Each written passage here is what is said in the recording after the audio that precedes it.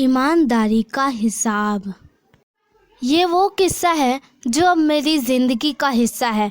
मैं थोड़ा ज़िद्दी किस्म का इंसान हूँ और इसी ज़िद की वजह से बचपन में मुझे बहुत मार पड़ी है। लगभग मुझसे घर के सारे लोग परेशान रहते थे। माँ तो इस ज़िद की वजह से हर दूसरे दिन झाड़ू से मारती या फिर बात करना बंद कर देती थी। इसीलिए मैं भी थोड़ा चिढ़ा चिढ़ा सा रहता था। लेकिन इन सब रंजिशों के बीच एक शख्स चुपचाप मेरे साथ खड़ा रहता था। वह थे मेरे पापा।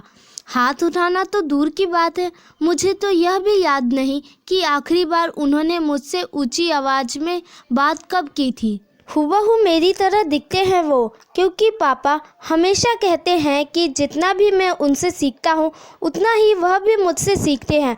बाप बेटे के रिश्ते से पहले हमारे बीच दोस्ती का रिश्ता है। जैसे दोस्त एक दूसरे के बिना कुछ कहें आंखों ही आंखों में एक दूसरे का हाल समझ लेते हैं, बिल्कुल वैसा ही हमारा भी रिश्ता है। पापा मुझसे कभी किसी के लिए मना नहीं करते। जब मैं उनसे कहीं जाने को कहता या फिर कुछ करने को पूछता तो वह सिर्फ एक बात बोलते कि बेटा अगर तुम्हें यह गलत नहीं लग रहा तो करो।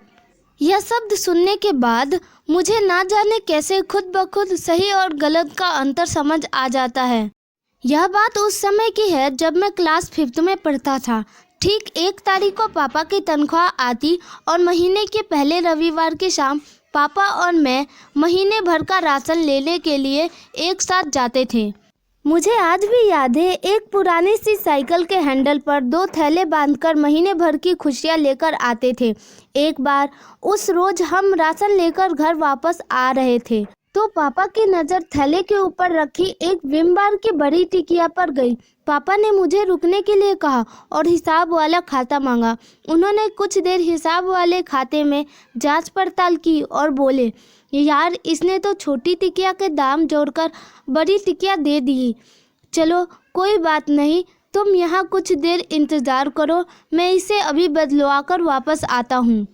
इतने पर मैं फट से बोल पड़ा, पापा यह क्या कर रहे हो, अब रहने भी दो, आप कहाँ इतनी दूर फिर से वापस जाओगे। तो पापा एक पल को रुके, जरा सा मुस्कुराए और उस टिकिया को हाथ में लेकर बोले, बेटा यह मुझे गलत लग रहा है तो मैं ये नहीं करूँगा। पापा वापस दुकानदार के पास चले गए। मैं कुछ देर वहाँ उनका इंतज़ार करता रहा। कुछ 5-10 मिनट बाद वही बड़ी टिकिया को बदलवाकर एक छोटी सी टिकिया लेकर वापस आए और हम घर की ओर चलने लगे।